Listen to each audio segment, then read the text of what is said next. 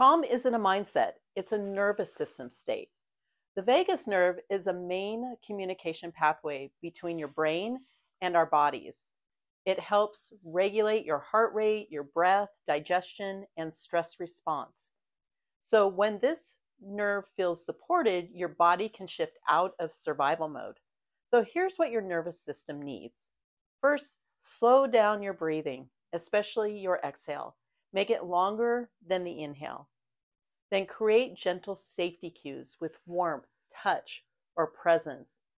And then try humming a little tune. The vibration helps to reset the vagus nerve. And if we haven't met, I'm Lisa, the Mindful Maven, helping you live a more intentional and calm life, one mindful moment at a time. You don't need to force calm. Your body already knows how. So save this and follow Mindful Maven for gentle nervous system resets.